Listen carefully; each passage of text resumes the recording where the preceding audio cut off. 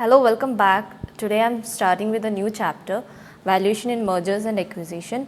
I have almost all the chapters, almost it's been covered of this subject, that is SPM and BVM subject, and hardly 2-3 chapters are remaining. So in the coming days I'll be uploading all those part. So if you haven't yet subscribed my channel, then do subscribe for the upcoming videos notification. So I'm starting with this chapter. Page number 386. First illustration. This is based on CAPM model, which we already know. So I am straightly going towards the question.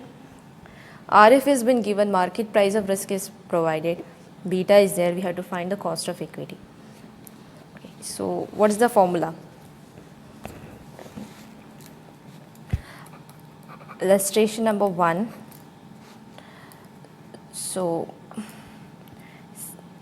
cost of equity is found as RF plus beta RM minus RF. RF is already given as 5.5%, beta is given as 1.2, and they have given this part, that is market price of risk. This is of risk of market and this is a free risk rate, but they have given the difference, that is the market price of risk premium is given as 7%. Better to convert into decimal to avoid anything getting wrong. So how it would be done? 5.5%, 5.5 divided by 100 would be 0.055 plus 1.2, 7% same way 0.07. So multiplying this with this would be getting 0.084. The total would be 0.139. Now converting into percentage multiplied by 100, that is 13.9%. So we have arrived to the answer. Now illustration number 2 is the continuation. Weight has been provided, we have to find the cost of capital. In the cost of capital there are debts as well as equity, there might be certain other type of what we say investments. So based on that we have to calculate, the weights have been provided, the debt is going to be of 40%, 60%, while cost of debt is 8%, cost of equity we already found as 13.9%. Tax rate is 40%, which we have to do the adjustment with the cost of debt because it's tax saving. Okay, so how we'll do? So how this would be done? Illustration 2, capital is equity and debt. Weights are given 60% and 40%, which we are converted into decimals. Then cost of capital, that is for equity, which we found in the earlier question, 0.139, and cost of debt, it would be 8%. Bracket 1 minus tax rate. So 1 minus tax rate is 40%, so 60% multiplied with this value will get 0.048. Multiplying both of them we got 0.0834 and 0.0192. Adding both of them, the weighted average cost of capital is 0.1026. Multiplying with 100 will get 10.26%. Okay. Now illustration number 3. There are two companies where market price per share, number of shares, market value is given. The question says, assume company A intends to pay 12 lakh. That means B is being acquired by A. A is buying B company and it is going to pay 12 lakh cash for company B. Okay, so we have to find the cost. What actual cost company A had to pay for company B. Okay, so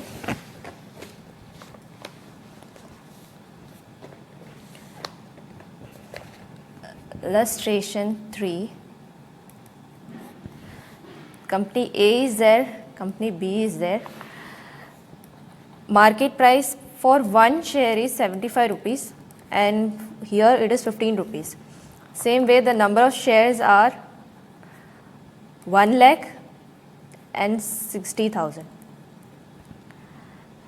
See, for one share the market price is 75 and there are 1 lakh shares in the company. So what would be the total market value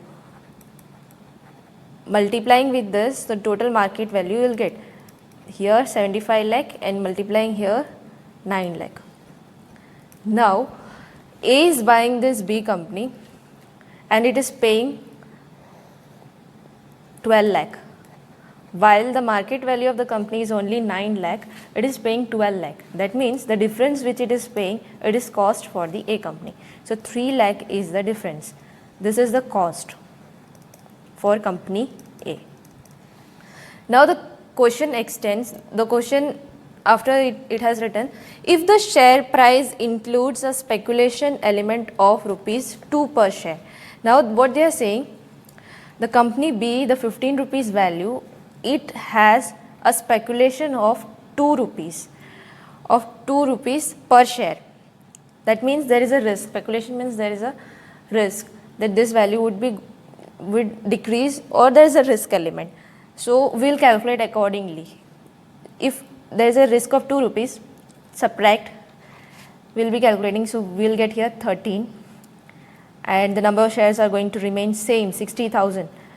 Multiplying with this, the real market value would be at that time 7,80,000. But what we have done, this is the real market value when speculation is there. We have paid 12 lakh. So how much extra we have paid? That is our cost. So the cost would be 4,20,000 in that case. Why so? We are getting the company with the market value of 7,80,000, but what we are paying, we are the over and above the value of 7,80,000, whatever we are paying would be the cost for company A. Now illustration number 4 is a continuation of that same question. The data is same, while they are saying that suppose company A, which has paid 12 lakh as a cash, now they are paying shares in place of cash. Instead of cash, they are paying shares. So how would be the calculation? And we are also required to find many other topics, which will first of all we'll find how the number of shares we will calculate. So this is the scenario before merger. Okay, now 12 lakh we are going to pay, but not in cash, we are going to pay in shares. So how much number of shares we will be issuing to this company B? Of course we are paying, so we will be issuing with our market price share. Okay, so this 12 lakh would be issued with our market price share of 75 rupees. So we'll get the number of shares. The number of shares is 16,000. So we will be issuing 16,000 shares of 75 rupees each. Okay, now we are required to find, so the company A, in company A, which is after merger, after merger, there would be the shareholders of A as well as B.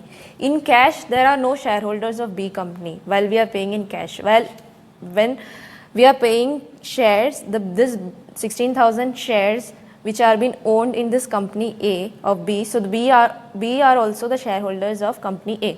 So we are required to find the proportion, how much this company B is holding in company A and how much company A has the proportion of ownership in the shares. Okay, so we know here there are 1 lakh shares and here there are 16,000 shares which are going to issue. So total after merger the shares would be 1,16,000 shares. Okay, now we are required to find how much is the proportion of B. From this 1,16,000 shares, 16,000 is of B, so we will find the proportion. 16,000 is of B and number of total shares is 1,16,000. So the percentage would be 13.8%. So in this after merger company, 13.8% would be of company B shareholders holding, and the rest out of 100, that is 86.2% would be of company A. Now what the further companies, here it has been solved like this. Now what the question says, further now suppose that the benefits of the merger has been identified by the company A to have present value of 4 lakh. Oh, now what it is saying, right now the market value is 75 lakh and 9 lakh, while they are saying that the benefit which is going to arise after merger is 4 lakh extra. The present value of that benefit is 4 lakh. So the total market value after merger would be 75 lakh plus 9 lakh plus 4 lakh. So after merger the market value would be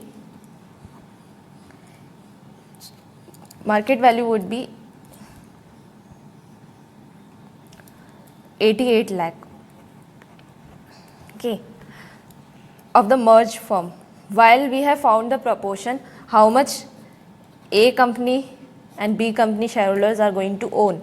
So B is 13.8% from this market value and A company is 86.2%. So bifurcating this market value, so the value would be owned by this, so multiplying with this percentage we are going to get 75, 85, 600, and after merger here their value would be 12,14400. So now what they have found, they have not properly written the question, but what they have found, I'll tell you. They have found how much is the benefit for the company B.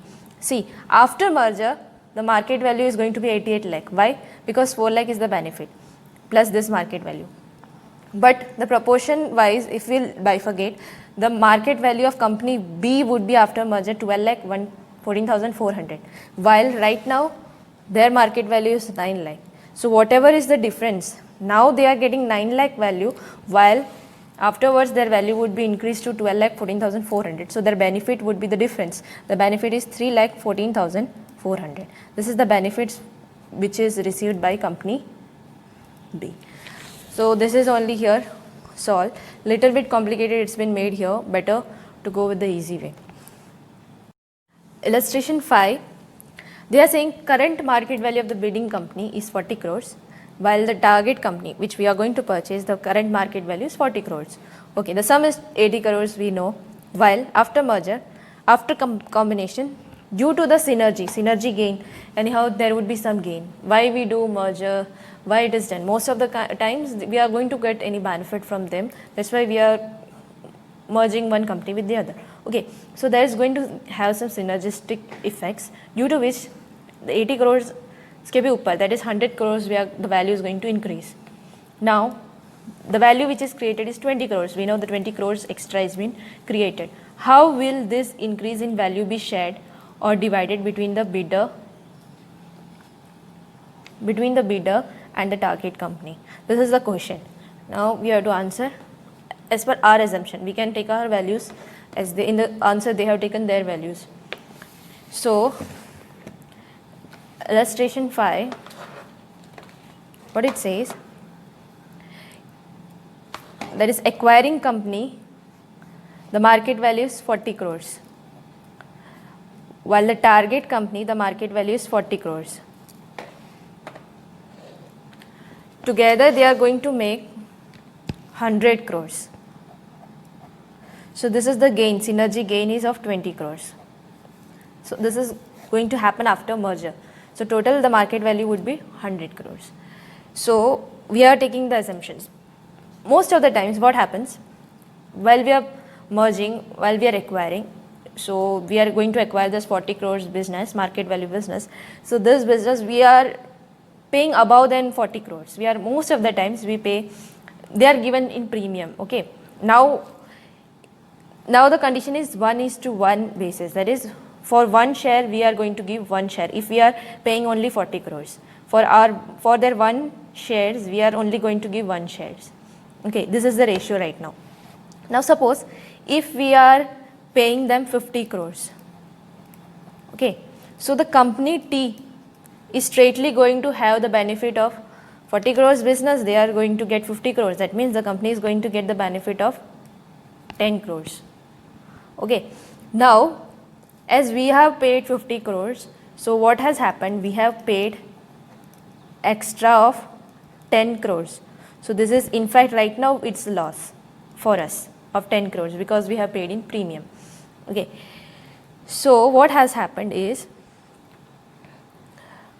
we have, after merger we are getting the gain of 20 crores.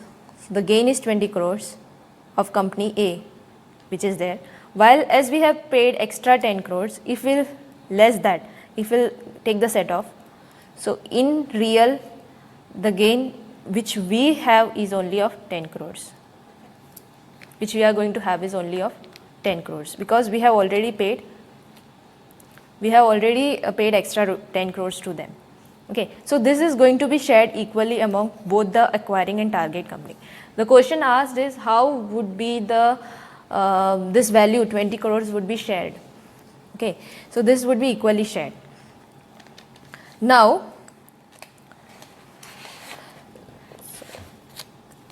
suppose 60 crore happens. So we have paid extra 40, means we have paid 60 crores to them for buying them. So we have paid 20 crores extra, which would be gain for target company, that is 20 crores. So here we have, for us it's a loss of 20 crores because we are paying 60 crores for a 40 crores market value business. But we are getting some gain after the merger, that is 20 crores merger. But after setting off this merger, this loss with it, in fact the company is, there is nothing increase in the value, if we'll see. Okay. Now we know that this is the break even point, there is no profit, no loss, we can say, this is 60 crores. Suppose if we are paying above than this, now in the solution they have taken 70 crores. That means for the target company we have paid extra 30 crores. So it's a gain for them. Now we have, for us our loss is 30 crores because we have paid extra. While after merger the gain happens 20 crores. We'll set off this loss of 30 crores, but this would give the negative value because loss is more than the gain. So this is going to be reduced from our share value. Okay. Now there is another way to solve this. See, as I told you, 40 crores and 40 crores, it is 1:1 ratio. While if we issue 50 crores shares for this 40 crore market value, that means we are issuing extra 10 crores. So how it would be calculated? 10 divided by 40, which would give 25% premium amount. That means for their every one share, we are issuing a share of rupees 1.25, 25% premium. And how this is calculated, if you will ask, this is 10 which is extra, which we are paying of the base value.